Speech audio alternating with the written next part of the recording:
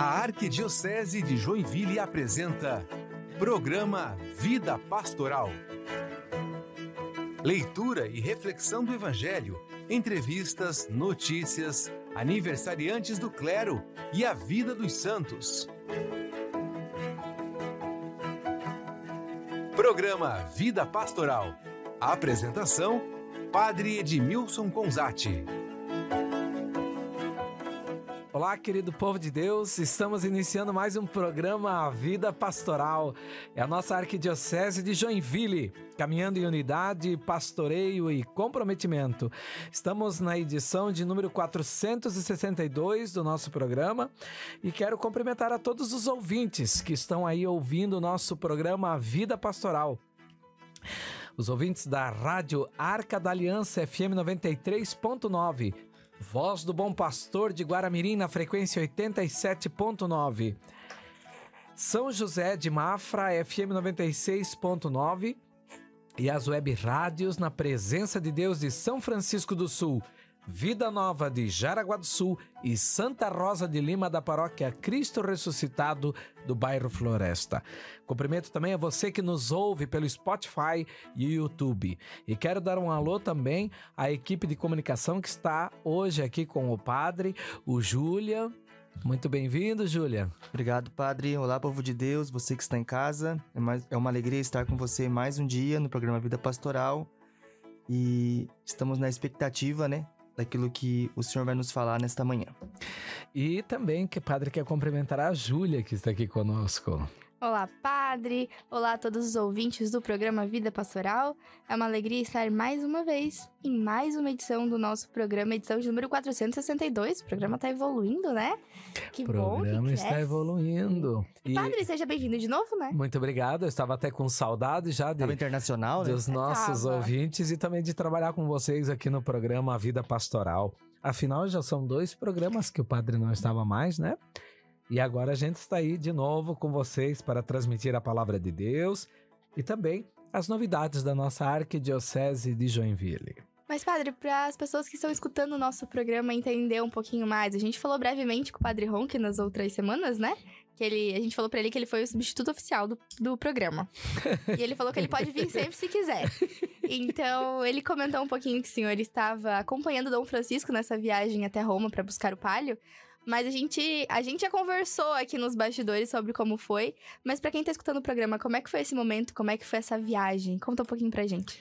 Olha, a viagem foi muito bonita, né? E ao mesmo tempo foi rica de experiências. E foi tão providente de certa forma porque...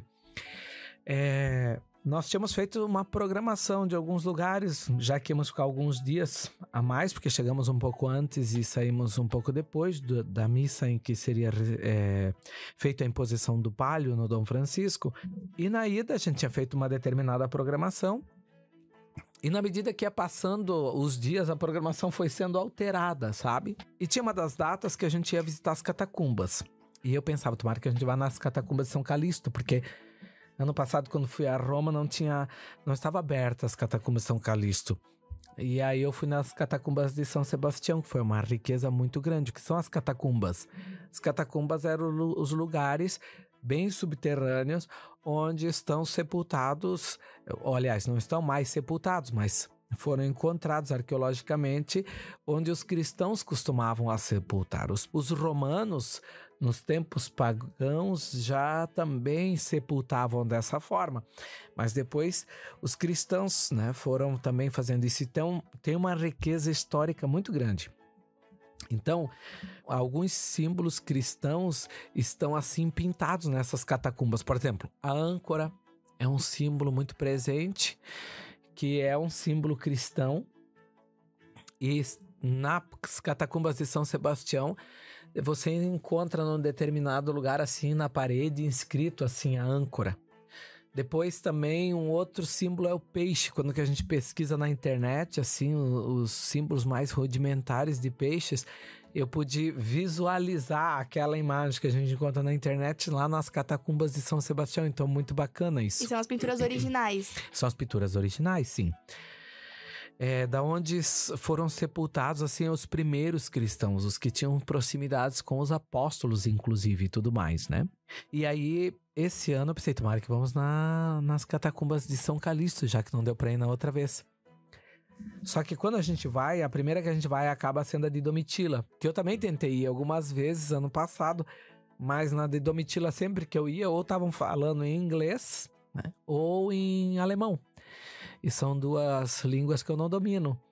Então, o italiano que tinha como opção, eu não consegui ir. Então, eu acabei não visitando a de Domitila. Chegamos na de Domitila e foi muito interessante. E eu vi que foi providente. Porque quando logo começamos a entrar na de Domitila, tem uma coluna onde tem um esculpido e tem uma mensagem assim discreta que o artista faz na época, colocando a âncora, né? Então tem o martírio, tem uma cena de um martírio acontecendo, só que o movimento da cena produz a imagem de uma âncora. É muito interessante isso. Então é a primeira coisa que me chama a atenção. Mas o que me faz trazer essa reflexão sobre as catacumbas é que quando a gente vai descendo, numa das catacumbas tem uma pintura.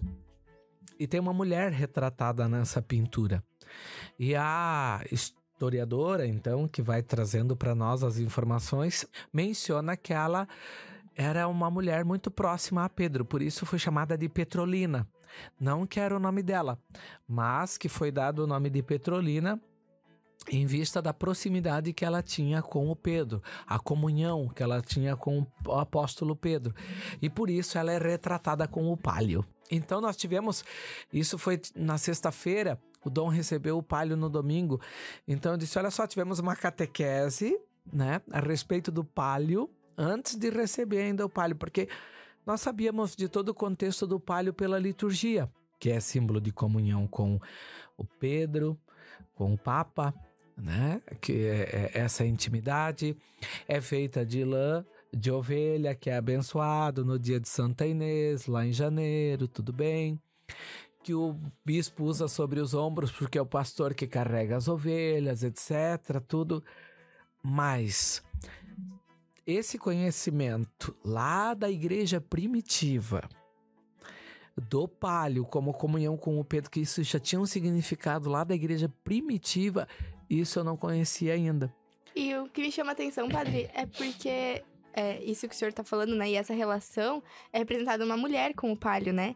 E numa igreja tão primitiva, tão conservadora, digamos assim, como demonstra também a representatividade de, tipo, todo mundo em comunhão com a Santa Igreja, nesse sentido também, né? É porque era uma mulher, assim, muito próxima ao apóstolo Pedro, no sentido da caminhada da igreja, etc e tal, não no sentido de ordem ministerial. Sim. Mas ela está representada com o pálio no sentido do elo que tinha de ligação. Comunhão mesmo. Exatamente. E por isso até o nome, Petrolina. Então me chamou a atenção que o pálio era algo representativo já naquela época da igreja primitiva. Muito interessante, né? E como permanece, né? Como permanece. A gente pode ver assim como que a igreja é divina, né? Porque com todos os percalços, com tudo que acontece, nós humanos que às vezes não contribuímos para o bem da igreja, mas ainda assim a igreja perdura, e como aquilo que por mais que é só um símbolo litúrgico, mas como isso perdura também. É uma porque tradição. são os sinais do sagrado, né? Não é tanto o sagrado, mas sinais do sagrado que vão prevalecendo, né? Como o senhor falou, né? Às vezes nós humanos não ajudamos a edificar, né? A gente contribui pro lado errado. Mas a igreja, com tantas histórias e com a sua própria história, que nem sempre foi bonita e a gente tem que saber reconhecer, né? Mas como ela continua caminhando, igual o senhor falou, que perdura esses sinais do sagrado, mas a gente que tá aqui, já olhando por uma transmissão ao vivo, né? Imagino vocês lá presente. Mas até mesmo a estrutura, porque a estrutura de toda a igreja, ela representa uma história, que não é de agora, é de muito tempo. Então, uma tradição de uma igreja primitiva, num local onde existe há muito tempo, com toda gente do mundo inteiro reunida por um mesmo objetivo, com a mesma expectativa, com a mesma intenção. Acho que deve ter sido uma experiência muito bonita de se viver, né? Isso foi interessante, porque na nossa frente, lá na Basílica de São Pedro, estavam sentados indianos. Nós éramos brasileiros. Do nosso lado tinha norte-americanos. Todos eles vieram com uma comitiva acompanhando o seu arcebispo. Então veja, era de certa forma simbólica a comunhão de toda a igreja, né? Igreja Universal. Em torno de Pedro, que era o Papa, né? Que legal. Em torno de Pedro. Então, essa foi, assim, uma experiência muito bonita, muito forte. Depois, particularmente, me emocionei, porque eu não consegui ver o Papa colocando na posição onde eu estava, na localização em que eu estava na Basílica de São Pedro. Eu não pude acompanhar o momento em que o Papa colocou o pálio no Dom Francisco, porque justamente o pilar do baldaquino cobria toda a imagem.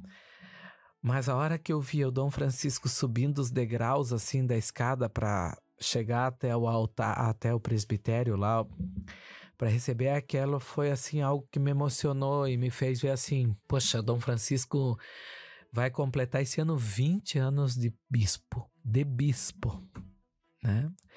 Então, querendo ou não, é um presente de Deus para ele, reconhecendo todo o trabalho de 20 anos de episcopado, assim, entregues à Igreja de Jesus Cristo, né? Verdadeiro pastoreio. Verdadeiro pastoreio. Então, 20 anos, a gente sabe, sobretudo agora como coordenador de pastoral, estando próximo a Dom Francisco, a gente sabe como que é uma vida, assim, de muita seriedade, de muito trabalho, de muita dedicação, de muito esforços, né? Muitas renúncias. A gente vendo, assim, o Dom Francisco, o quanto trabalha, tem suas alegrias, mas também tem bastante dificuldades, né, para conduzir a igreja. E agora ele recebendo esse momento, claro, é uma veste litúrgica, um ornamento litúrgico, mas para mim, ao olhar aquela cena, foi cheia de significados da graça de Deus, assim, sabe? Então também achei bonito. Um outro ponto que me chamou a atenção é que o Padre Eduardo se preocupou em tentar encontrar um momento para nós celebrarmos uma missa numa das capelas assim que tem abaixo da Basílica de São Pedro. E aí a gente foi, e o Padre Johnny, que está estudando lá em Roma, queria muito que a gente celebrasse na Clementina. Mas aí o Monsenhor lá falou pro Padre Johnny assim, olha, a Clementina vai ser muito difícil porque ela é muito disputada. Mas por quê? Pra quem tá entendendo e não sabe, o que é a capela Já vou dizer. Tá. E aí fomos para uma capela que era dedicada a Nossa Senhora. E aí, quando chegamos lá, o padre estava rezando missa num rito extraordinário. E demorava, e o padre... E alguns padres estavam um pouco já inquietos, porque já estávamos todos prontos, era para começar às 8h30, já era 8h45 e nada, e estava no ofertório ainda. Aí eu cheguei e disse assim pro Dom, olha, talvez é até bom que demore essa missa, porque daí a gente acaba indo para uma outra capela aqui para dentro e acaba conhecendo melhor esse espaço, eu falei, né? Tudo é providência. Não levou muito tempo, veio um senhor lá, que é responsável lá por essa questão da organização das capelas e levou-nos para a Capela Clementina, porque nesse meio tempo acabou uma missa que estava tendo na Capela Clementina e ela ficou vaga para nós, a outra ia demorar demais e tivemos a graça de celebrar na Capela Clementina. Onde é essa capela? Quando a gente assiste a missa na Basílica de São Pedro, tem o altar onde o Papa celebra a missa com aquele baldaquino, que o baldaquino são aqueles 4 pilares grandes, né? Embaixo, bem embaixo daquele altar, tem o outro altar que foi construído em cima, onde era a sepultura de São Pedro. Então nós tivemos a graça de concelebrar uma missa com Dom Francisco no altar construído em cima da cripta de São Pedro. E daí agora eu que fica embaixo daquele altar que a gente vê assim quando assiste a missa. Onde o Dom recebeu o palio. Exato. Ali. E se for parar pra pensar, né? Tu és Pedro e sobre esta pedra edificarei a minha igreja. É exatamente isso, né? Exatamente isso. Tanto fisicamente, tu és Pedro, sobre essa pedra edificarei a minha igreja. Então tá lá a cripta, em cima da cripta foi construída então a igreja. como também as portas do inferno não prevalecerão contra ela. No sentido, o Império Romano foi um império que perseguiu a igreja e a sede da igreja está em Roma. O lugar onde mais houve a perseguição é o lugar onde está a sede. Não é para dizer vencemos. Vencemos. Então, se a gente for ver, tem toda uma riqueza espiritual, histórica e também arquitetônica, né? E vocês foram até Assis também, né? Fomos até Assis. Tiveram a bênção de estar perto de Carla Kutz? Também. Foi uma experiência muito bonita e interessante, porque parece que aquele jovem está dormindo. É incrível, incrível. Imagem serena. A gente vê por fotos e tal, mas você consegue chegar com o seu rosto bem pertinho do vidro e ver aquele jovem lá que está morto, o corpo, né? E ele tá ali que parece que tá num sono. É incrível, assim, sabe? A pele, o corpo, assim. E seria um jovem da minha idade, praticamente. Então é interessante, foi uma experiência para mim única, porque nunca tinha tido a oportunidade de ver algo nesse sentido. Também foi uma experiência muito rica nesse sentido. E vai ser canonizado agora em setembro, né? Então já tem toda uma...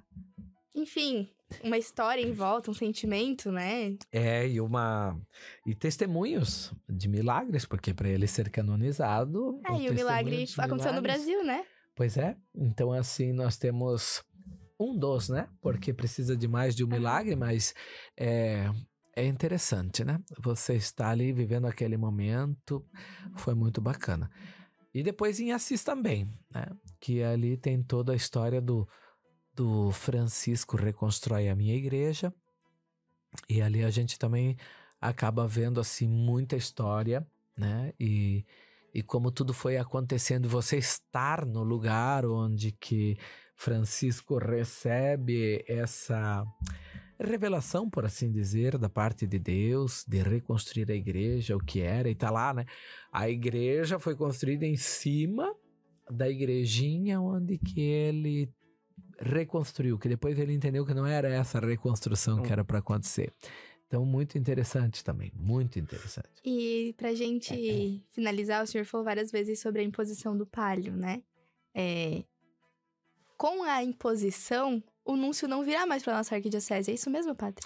Isso é. Como o Papa já fez a imposição do palio lá em Roma, na própria missa, porque sempre foi assim, o Papa Francisco que optou por mudar. O Papa Francisco ele não fazia a imposição do palio, mas ele entregava o palio numa caixinha e os arcebispos traziam o palio para suas arquidioceses e o núncio, em nome do Papa, fazia a imposição, porque o Papa Francisco queria que a comunidade local, né, a igreja particular, o povo da sua arquidiocese pudesse ter a oportunidade de ver o arcebispo recebendo, assim, sendo feita a imposição do palio no arcebispo, né? O Papa queria muito que o povo pudesse vivenciar esse momento, né? Mas o Papa Leão voltou para aquilo que era antes o próprio Papa fazer a imposição. Então, por conta disso, não faz sentido mais o núncio apostólico vir fazer a imposição, porque ele já foi imposto. Então, fica aí para tirar a dúvida, né? Então o núncio não vem mais naquela data que seria o 14 de setembro, às 18 horas, na Catedral. Nós não teremos mais esta celebração. Ainda bem que vivemos muito bem a missa de instalação, né, padre? Ainda bem que vivemos muito bem a missa de instalação, porque ela já foi um grande marco, assim, para nós. E agora, pode ser que num outro momento, né, o núncio venha fazer uma visita ou alguma coisa assim, né? Mas não que tenha algo em vista. Então é isso. Muito obrigada por partilhar esses momentos. Pra gente que escuta, é como se a gente estivesse participando um pouquinho dos momentos. Até porque a gente acompanhou de longe, né? Nossa comunicação, a gente só queria foto e vídeo, né? Manda pra gente que a gente quer alguma coisa. Padre Fernando se empenhou na missão dele de filmmaker, de fazer ele estava bem empenhado com isso. Então, muito bom. Um outro ponto, assim, que me chamou, assim, pra mim foi bonito, foi ir a Santa Maria Maior e rezar diante da sepultura do Papa Francisco também. Foi um dos primeiros momentos que vocês viveram lá, né? Foi o primeiro momento que a gente viveu.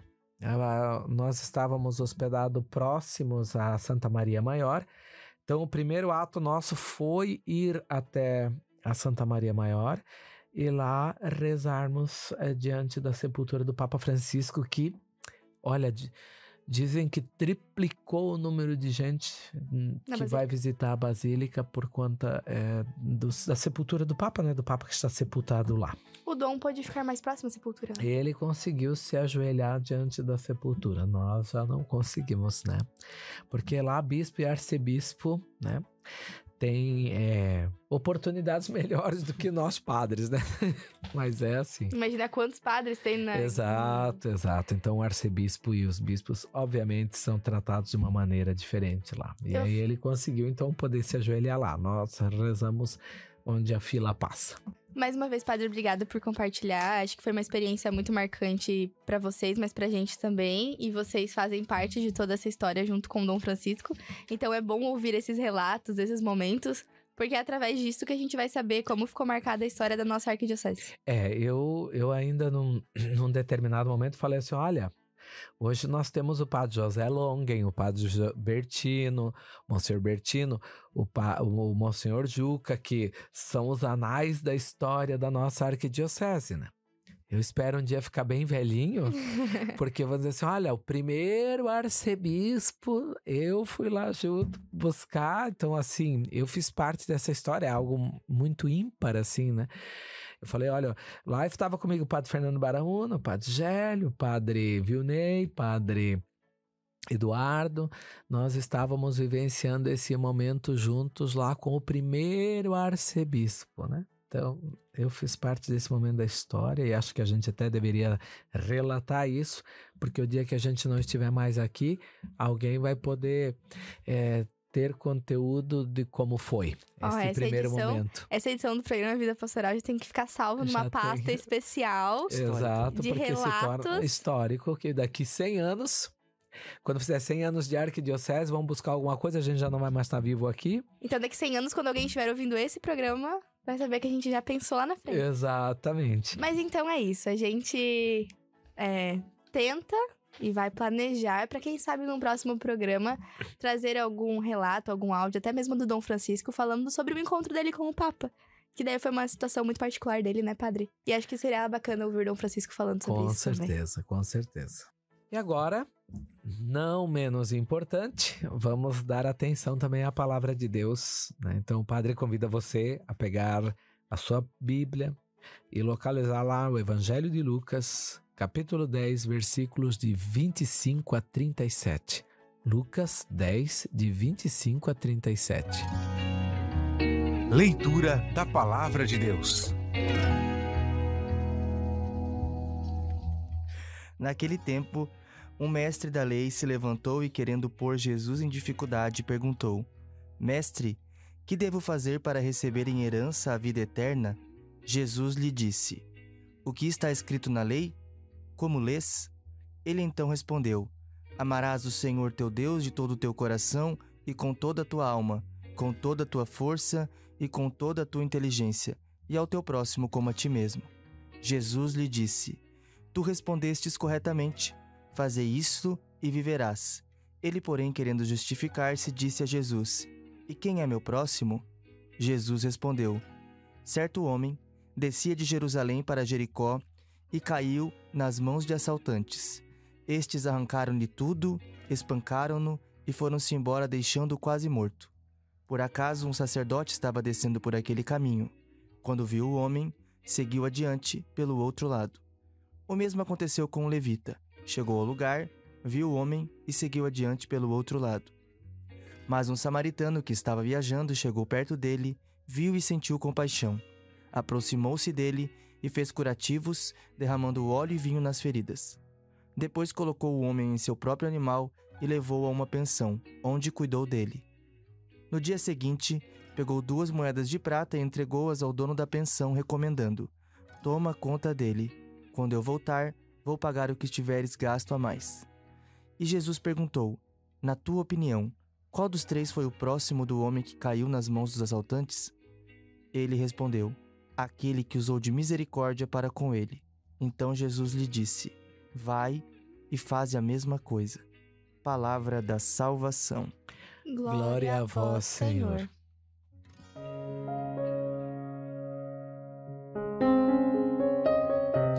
Muito bem.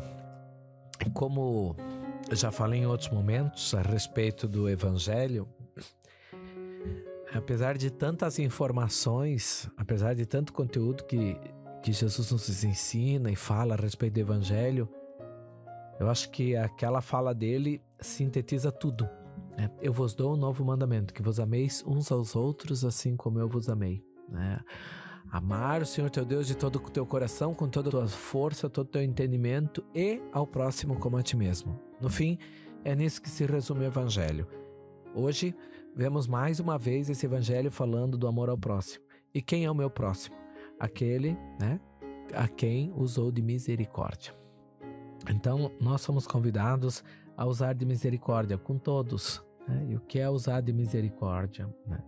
É saber querer resgatar o pecador, não sendo conivente, não sendo a favor do pecado cometido, mas tentar resgatar ele daquele pecado, vendo que todo mundo tem uma forma, né? Todo mundo tem uma chance, todo mundo tem coisas boas. E apesar que a pessoa possa até estar assim em meio ao pecado, em meio a tantas coisas, mas ele ainda contém valores positivos, valores bons.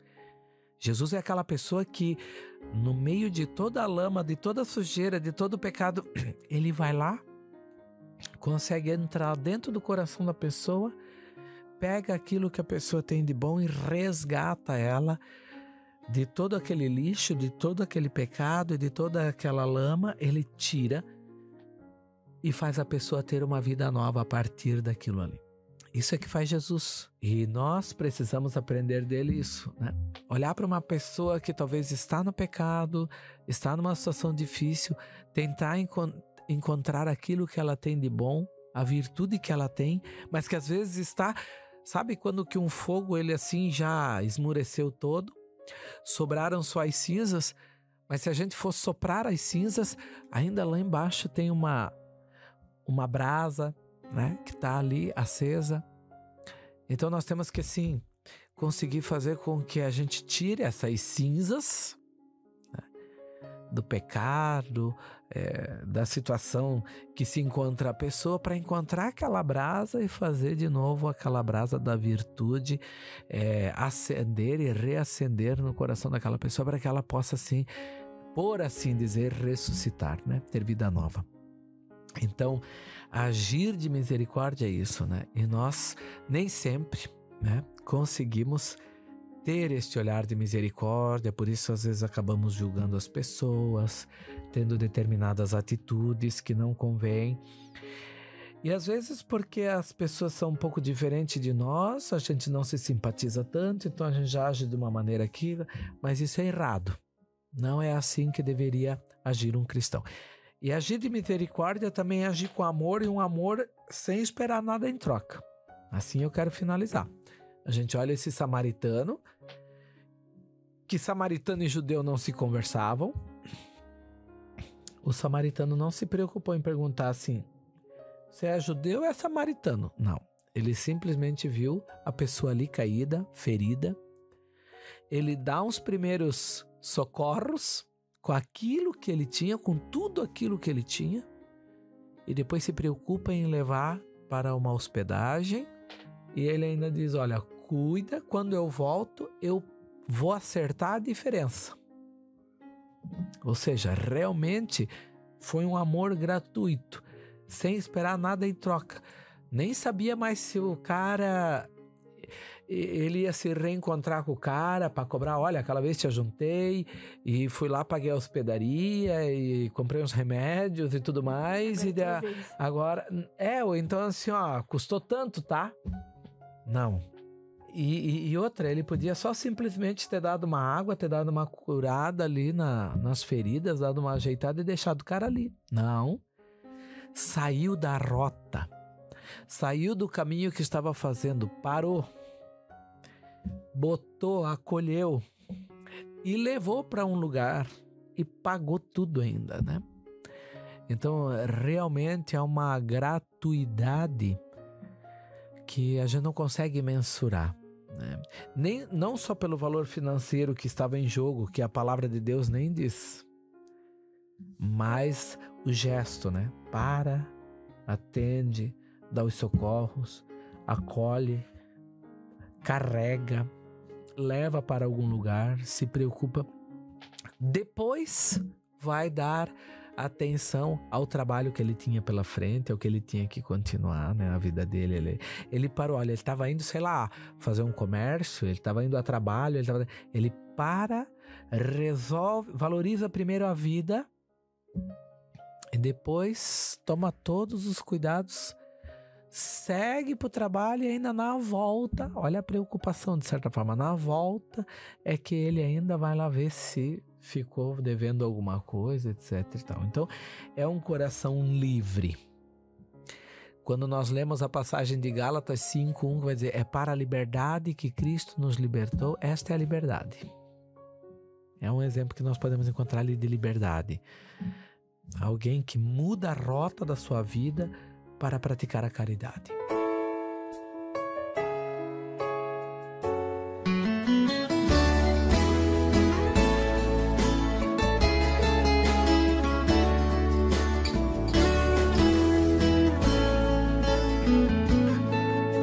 O amor não para em fronteiras, nem se esbarra em maneiras. Faz muito mais que pensa,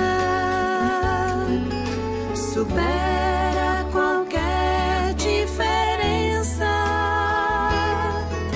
É Cristo quem traz esse amor que nunca se afasta. É o amor da vida humana que entende que a fé só não basta. É o amor próximo àquele que faz a caridade, que ama e serve onde encontra necessidade. É Cristo quem traz esse amor que nunca se afasta. É o amor da vida humana que entende que a fé só não basta. É o amor próximo àquele que faz a caridade, que ama e serve onde encontra necessidade.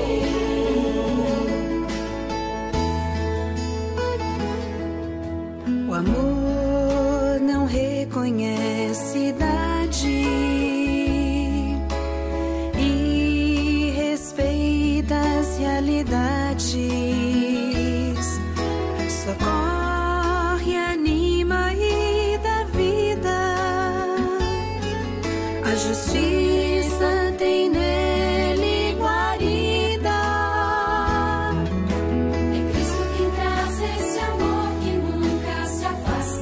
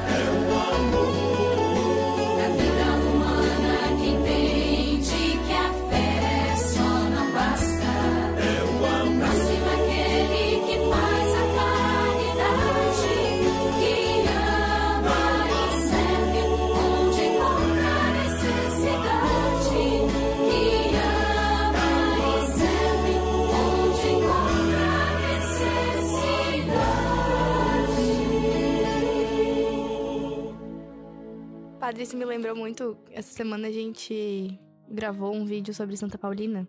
E daí contava a história de que Santa Paulina, aos 25 anos de idade, né? Na época, ainda ela não era religiosa, mas que ela acolheu uma idosa com câncer em fase terminal num casebre pra cuidar, né? Até o fim da vida daquela senhora. E, enfim, dedicou a sua vida a cuidar, né? Das pessoas, dos marginalizados, enfim. Assim como tantos outros exemplos lindos que a gente tem na sociedade. Mas me chamou a atenção porque enquanto a gente fazia esse conteúdo, esse vídeo e reflexões sobre ela, eu li em determinado momento que o exemplo dela nos ensina que com pequenos gestos de amor e de serviço, a gente pode conquistar a nossa santidade. E agora com essa reflexão do Senhor me veio muito isso na cabeça, sabe? Pequenas atitudes do dia a dia que nos levam mais para perto de Deus. Em contrapartida, a gente chega mais perto da nossa santidade. A santidade não está somente numa questão de fé ou de uma fé vivida em oração. Tá nos atos também, né? Mas uma fé vivida em caridade. Veja o que diz a primeira carta de Pedro. Acho que é a primeira carta de Pedro que vai dizer assim: a caridade cobre uma multidão de pecados. A caridade cobre uma multidão de pecados. Então, a nossa santidade não está se eu rezo 1000 Ave-Marias. Se eu faço todas as orações do dia. É preciso isso também, uma vida de oração. Mas se eu rezo bem uma Ave Maria e eu vivo essa Ave Maria, eu tô na santidade. Eu não lembro se foi em algum programa com o senhor que a gente comentou exatamente isso, né? Que a gente não basta ser da igreja, né? A gente tem que ser igreja. Então não adianta, porque eu sou uma pessoa boa porque eu sou da igreja. Não, mas você é a igreja? Você pratica isso na sua vida? O que adianta ir pra missa todo domingo e sair da missa falando mal do teu colega que tava do lado, do teu irmão? Não praticando aquilo que foi rezado na missa. Exato. Por isso, espiritualidade não é só rezar. Espiritualidade é viver o que se reza. Mas quando se vive o que se reza, então, obviamente, vai se praticar a caridade. Mas quando o senhor fala em misericórdia, a gente fala também em compaixão? Ou para isso são dois sentimentos diferentes? Misericórdia vai ter compaixão.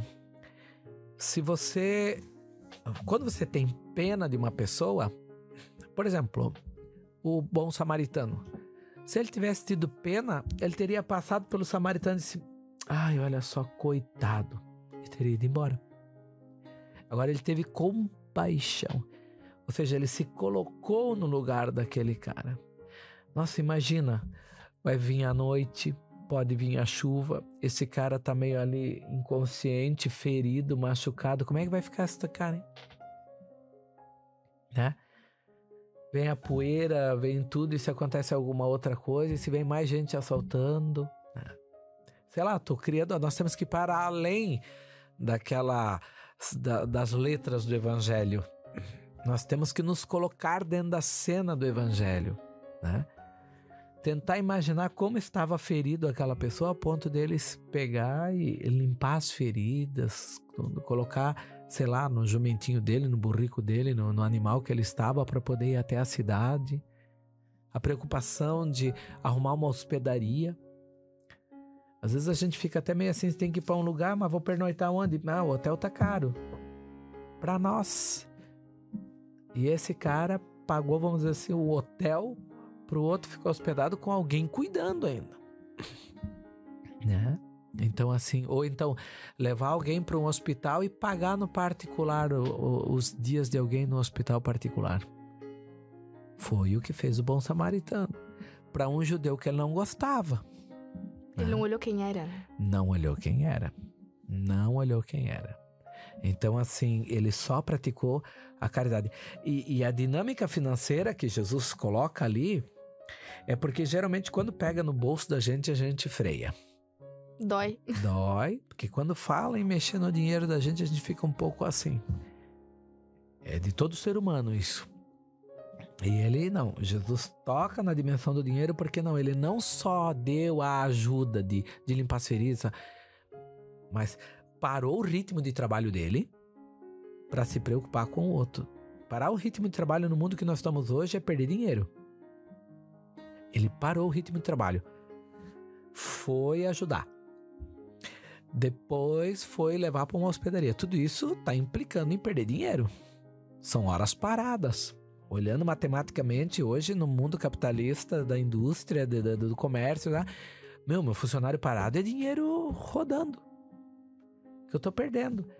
Ele para, ele ajuda, ele acolhe, ele leva. Já paga para ficar ali. E aí, olha, quando eu voltar, o que tiver gasto a mais, depois eu acerto. Talvez a viagem de trabalho que ele foi fazer não pagou, né? Todo o gasto que ele teve com o cara, com essa pessoa ferida. Então, essa dinâmica do dinheiro é para mostrar realmente um desprendimento da dimensão material para a questão da vida.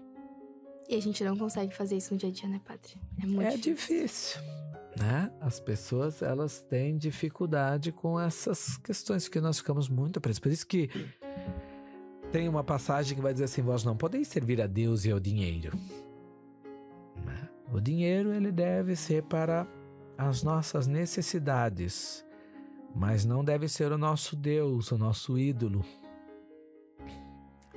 E aí a gente fica vendo várias vezes nas redes sociais, né, mensagens, né, bonitas, reflexivas.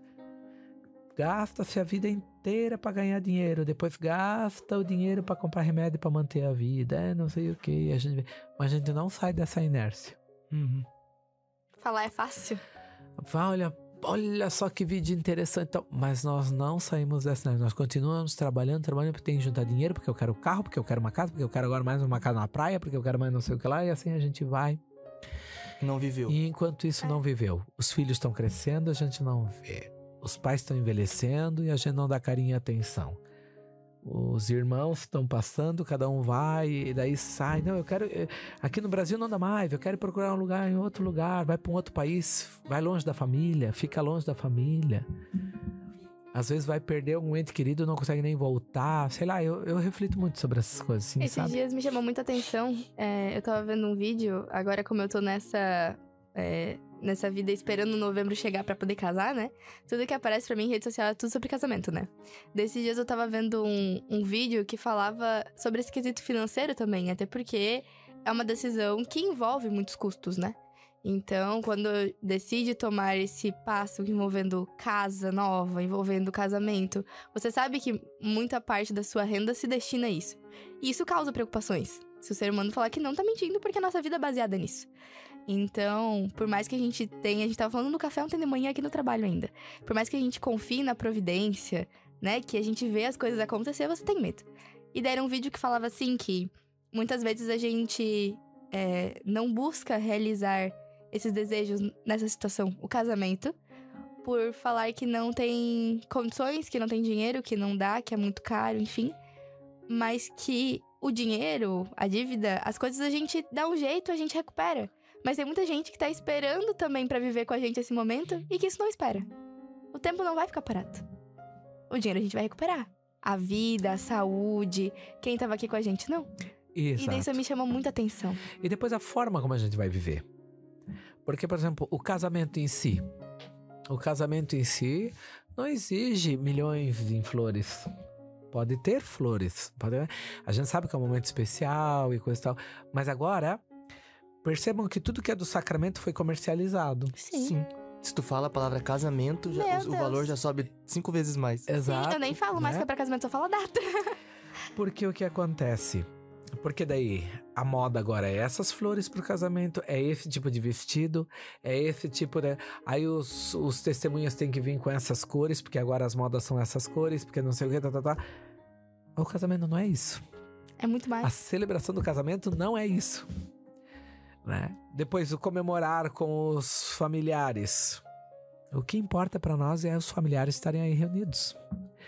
Agora, não, é esse o salão, agora o tipo de flor que estão botando na mesa, agora é esse aqui, e a gente vai se deixando induzir por isso, e por isso que é tudo muito pesado. E daí deixa de viver por conta disso. Exatamente. Então, assim, poderia às vezes assim, um bom arranjo na mesa do altar, né, próximo à mesa do altar, alguma coisa simbólica ali, a celebração, o que vale é o sacramento, o que não se vê. O que não se vê é que é o importante. É aquilo que se sente, né? É o que se sente. É a graça de Deus se manifestando através do sacramento que nós não vemos. Até ouvimos pelas palavras que o ministro vai proferir, que vai dar o sentido sacramental e que os votos que os noivos vão fazer. Mas a graça de Deus caindo sobre os noivos naquele momento nós não vemos. A gente só vê o que é o supérfluo, né? E na hora da decisão isso não se pensa. Se pensa no que não se consegue comprar, mas não nisso. Não nesse momento vivido. Então, assim, pra gente estar com quem a gente quer, né? Vamos falar bem a verdade. Um risotinho já vai. Sim. Quem nos ama e nos quer bem vai estar conosco com o risotinho ou com o maior dos banquetes. Sim. Exatamente. Né? O problema é que a sociedade nos impõe um padrão e parece que a gente tem que se arrebentar para se manter naquele padrão que a sociedade vem nos impondo. Dá valor para aquilo que muitas vezes é supérfluo, né? Exatamente. É a lógica do evangelho vai na contramão do que o mundo vem nos colocando. Segunda-feira ainda escutei de um diácono, ele estava falando sobre casamento. E ele disse o quanto se perdeu o valor do sacramento. Que hoje se importa muito mais em os noivos acharem um lugar bonito para casar, independente se é dentro ou fora da igreja. Mas lá fora, a nossa arquidiocese, por exemplo, não autoriza a celebração de casamento. Mas eles querem. Então eles vão pegar um dia de semana comum, vão para dentro da igreja, o noivo e a noiva, não vão nem se preocupar com o que estão usando, com a roupa que estão usando, e celebram o sacramento como se não fosse nada. E lá fora, na celebração, porque é bonito, eles fazem tudo como se fosse um sacramento, a melhor roupa, a melhor comida, os padrinhos, todos os convidados, tudo muito enfeitado. Mas esquece que já aconteceu aquele sacramento, então Ou hoje pior, tem perdido né? o valor. Às vezes nem buscam daí o sacramento Nem dentro da buscam. igreja. Às vezes vão pra um outro ambiente, procuram uma outra pessoa que faça uma celebração porque, Pra ficar bonito na Porque é foto. mais bonito na foto, né? Mais instagramável, né? O casamento dentro da igreja eu faço. Assisto. Se eles vão com a roupa que estão usando ali, ou se eles se preparam melhor para vir ali, eu faço. Fora eu não faço. O sacramento já aconteceu. E o padre não podia ir lá dar uma bênção, coisa e tal. Não fui. Nem para quem me convidou, nem para o meu próprio primo e afilhado de crisma que é meu, eu não fui. Não vou. Porque, para mim, o que importa é o sacramento e aquilo que está na igreja. Então, gosta e não gosta, eu vou ficar bicudo, não vou ficar bicudo, não vou. porque É uma daí se forma de eu inverte, né? tentar mostrar, acordar para a realidade o que é a verdadeiramente consciência do sacramento. É que daí a gente volta pra aquele ponto. O casamento não é uma... É também, mas o essencial dele não é uma festa, não é o luxo, é o sacramento. E o sacramento é na igreja. A partir do momento que você não está na igreja, você não tem o sacramento. E não só ser na igreja. É uma formalidade, não né? Não só ser na igreja, mas o sacramento em si, né? O sacramento em si, o voto que está sendo feito, o que está acontecendo assim, ó, invisivelmente, né? No transcendente ali, a força de Deus que está agindo naquele sacramento para aquele casal. É isso que... Depende, se vai ter só um casal de testemunha de cada lado ou se vai ter 600 convidados, isso não vai mudar nada. É o mesmo valor. Se vai ter uma igreja toda enfeitada ou vai ter só o arranjo da flor normal lá da missa paroquial que acontece todo domingo, isso não vai mudar nada. Se a noiva está com vestido, véu, grinalda, de todo quanto é comprimento e coisa e tal, ou se ela estava vestida com modéstia e bem preparada para aquele momento, o que vai importar é o sacramento. A ação sacramental de Deus por meio da igreja. Por meio da igreja. Mas a gente fica assim, se deixando levar muitas vezes pelos valores do mundo, os padrões do mundo, os modismos, né, do mundo, onde que a gente acaba se deixando envolver pelo sistema. É igual todos os anos quando a gente fala no Natal, que o Natal foi comercializado há muito tempo. Natal, a Páscoa, o funeral, o casamento, a primeira comunhão, o batizado, tudo isso virou forma de ganhar dinheiro. né? Que hoje até pra enterrar uma pessoa É caro. difícil. E se tornou um luxo dependendo do que vai se fazer. Se você não tiver um plano funeral pra pagar igual o plano de saúde, quando acontece. E tudo virou dinheiro. Né? Uma forma de dinheiro. Mas enfim, né? Encerrando, o que nós temos que fazer é viver a caridade. Né? Minha caridade requer um desprendimento de nós mesmos e, de certa forma, um modo de vida simples. Modo de vida simples. E sem se preocupar com a roupa da moda, sem se preocupar. É um desprendimento. E isso liberta. Quando a gente consegue experimentar, isso liberta. Agora nós vamos para o nosso quadro de aniversariantes da semana. É hora de celebrar a vida. Aniversariantes da semana. E nós queremos parabenizar os aniversariantes da semana do dia 12 ao dia 18 de julho. Dia 12 de julho começamos com o aniversário de ordenação do padre Antônio Humberto Zanini. Dia 13 de julho celebramos o nascimento do padre Osmar Oliveira. 14 de julho celebramos a ordenação do padre Jorge Walter. Dia 14 de julho, nascimento do diácono Alcides. Dia 17 de julho, ordenação do diácono José da Silva. E também no dia 17 de julho celebramos o nascimento do diácono José. Então, parabéns aos padres e aos diáconos que celebram o seu aniversário natalício ou de ordenação. Também um abraço para o padre Antônio Humberto Zanini. Ele foi, que faz aniversário de ordenação, ele foi o padre que me batizou, né? Então, um abraço. O problema dele é que ele é flamenguista, roxo. Eu já vejo como um benefício, um elogio. Mas um abraço, então, a todos os padres e diáconos, e de modo especial o padre Antônio. Um abraço.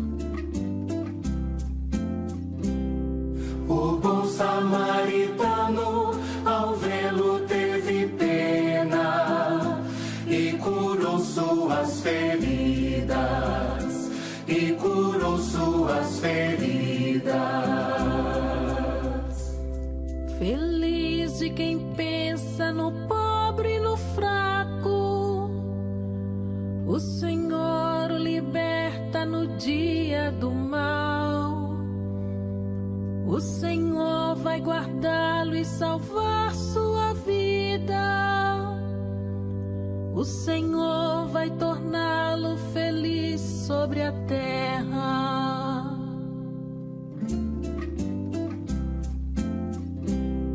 O bom samaritano, ao vê-lo, teve pena e curou suas feridas, e curou suas feridas.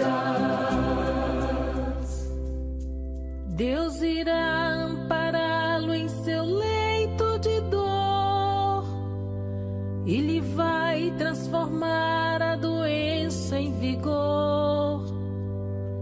Eu digo, meu Deus, tende pena de mim.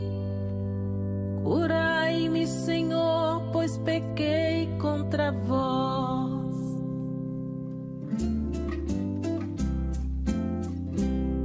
O bom samaritano, ao vê-lo, teve pena e curou suas feridas, e curou suas feridas. Quadro Santos da Semana. Santos da semana. Vida e inspiração. Dia 12 de julho, celebramos o dia de São João Gualberto, herói do perdão. São João nasceu em 995 em Florença e teve a vida marcada pelo perdão após poupar o assassino de seu irmão numa sexta-feira santa. Tocado pela misericórdia de Deus, tornou-se monge, exemplo de oração, penitência e caridade, recebendo dons de profecia e de milagres. Fundou a Ordem dos Monges Beneditinos de Vallombrosa, que atraiu muitos jovens pela sua santidade. Morreu em 12 de julho de 1073 e foi canonizado em 1193, sendo declarado padroeiro dos florestais em 1951. É lembrado como o herói do perdão pela sua grande capacidade de misericórdia. No dia 13 de julho, celebramos São Henrique II, imperador romano. São Henrique nasceu em 973 na Alemanha, em uma família de grande santidade e foi educado por bispos renomados. Casou-se com Santa Cunegundes, com quem promoveu obras sociais e assistenciais, mas não tiveram filhos. Em 1002, tornou-se rei da Alemanha e em 1014 foi coroado imperador do Sacro Império Romano pelo Papa Bento VIII. Faleceu em 13 de julho de 1024 e foi canonizado em 1152. Cunegundes, após sua morte, entrou para um mosteiro e também foi canonizada em 1200. 14 de julho, São Camilo de Leles, patrono dos enfermos. São Camilo de Leles nasceu em 1550 na Itália e teve uma juventude rebelde, marcada pelo vício em jogos e dificuldades financeiras. Após uma doença no pé e um encontro com frades franciscanos, converteu-se e sentiu-se chamado a servir os enfermos como a Cristo. Ordenado sacerdote em 1584, fundou a Ordem dos Ministros dos Enfermos, dedicada ao cuidado dos doentes pobres. Trabalhou até o fim de sua vida, mesmo com dores, e morreu em 1614, sendo canonizado em 1746. Hoje, é patrono dos enfermos e hospitais, e seus ensinamentos seguem vivos na missão dos camilianos. Dia 15 de julho, celebramos o dia de São Boaventura, doutor da Igreja. São Boaventura, nascido em Banho-Régio, em 1217, foi curado na infância por São Francisco de Assis, que exclamou: Ó Boaventura! Tornou-se frade franciscano, teólogo e professor em Paris. Destacou-se pela defesa da fé e da Ordem dos Frades Menores. Como ministro-geral, escreveu a Legenda Maior sobre São Francisco e uniu a ordem, então com 30.000 frades. Foi nomeado cardeal e participou do Concílio de Lyon, onde faleceu em 1274. Em 1588, foi proclamado doutor da Igreja por sua teologia centrada na contemplação e na presença da Trindade em toda a criação. 16 de julho, Nossa Senhora do Carmo, Virgem do Escapulário. Os primeiros carmelitas surgiram no século XII, quando cruzados, cansados das guerras, se refugiaram no Monte Carmelo para viver em oração e penitência, inspirados pelo profeta Elias e consagrados à Virgem Maria. Em 1226, a ordem foi aprovada pelo Papa Honório III e espalhou-se pela Europa após perseguição nos mouros. Na Inglaterra, São Simão Stock recebeu da Virgem o escapulário como sinal de proteção e aliança com os carmelitas. O escapulário tornou-se um símbolo mariano para o povo, incentivando a devoção a Maria. Em Fátima, a Virgem reforçou essa devoção, pedindo que todos usassem o escapulário como sinal de consagração. 17 de julho, Beato Inácio de Azevedo e companheiros mártires. Inácio de Azevedo nasceu no Porto, Portugal, em 1527, em uma família nobre e entrou na Companhia de Jesus em 1548. Destacando-se pela vida religiosa e liderança, tornou-se reitor e vice-provincial, além de atuar na reforma da Diocese de Braga e nas missões do Brasil e Índias. Em 1570, partiu com 39 jesuítas rumo ao Brasil para reforçar a evangelização. Durante a viagem, o navio foi atacado por corsários calvinistas liderados por Jacques Sorrier, e Inácio e seus companheiros foram mortos como mártires. O Papa Pio IX confirmou o culto aos 40 mártires jesuítas em 1854. Dia 18 de julho, celebramos o dia de São Francisco Solano, padroeiro dos missionários da América Latina. Francisco Solano nasceu em 1549 na Espanha, em uma família nobre e cristã, e estudou com os jesuítas antes de entrar para a ordem franciscana. Adiou o sonho missionário para cuidar dos doentes durante uma peste, chegando a contrair a doença e se recuperar. Em 1589, partiu para a América Latina, onde enfrentou tempestades, acalmou passageiros e batizou muitos, inclusive escravos. Durante 15 anos de missão no Peru, realizou milagres, como curas e conversões em diversos dialetos indígenas. Morreu em 1610, em Lima, e foi canonizado em 1726 por Bento XIII. Muito bem. Após ouvir a vida dessas pessoas que contribuíram para a edificação da igreja, vamos pedir a intercessão delas também para a bênção do nosso programa que vai finalizando. Padre, desde já quer agradecer a todos os ouvintes que participaram conosco nesse momento do nosso programa Vida Pastoral. Quero agradecer também àqueles que estão trabalhando nas rádios, que nos ajudam a transmitir esse programa, a fazer com que a palavra de Deus chegue a todos vocês. E também a nossa equipe do Secretariado de Comunicação aqui, do Serviço de Comunicação Integrado da nossa Arquidiocese de Joinville. Ao Júlia, muito obrigado. Eu que agradeço, Padre, poder estar mais um dia com vocês, com você que está em casa. E é sempre uma alegria estar aqui em meio a esse bate-papo, como foi hoje, né, para partilharmos um pouco sobre a palavra de Deus. Também obrigado, Júlia, que está aqui conosco. Obrigada, Padre. Obrigado a todos os nossos ouvintes e até o próximo programa Vida Pastoral. E vamos aqui, então, pedindo a bênção de Deus a cada um de vocês que nos ouvem também. O Senhor esteja convosco. Ele está no meio de nós. Por intercessão da bem-aventurada Virgem Maria, Senhora da Graça, e de São José e São Francisco Xavier, abençoe-vos o Deus Todo-Poderoso, Pai e Filho e Espírito Santo. Amém. Glorificai o Senhor Deus com as vossas vidas e fiquem na paz do Senhor. Graças a Deus. Muito obrigado a você que nos acompanhou nesse momento e terminamos aqui mais um programa Vida Pastoral. É a nossa Arquidiocese de Joinville, caminhando em unidade, pastoreio e comprometimento. Tchau, tchau. Você ouviu o programa Vida Pastoral, uma produção da Assessoria de Comunicação da Arquidiocese de Joinville. Até a próxima!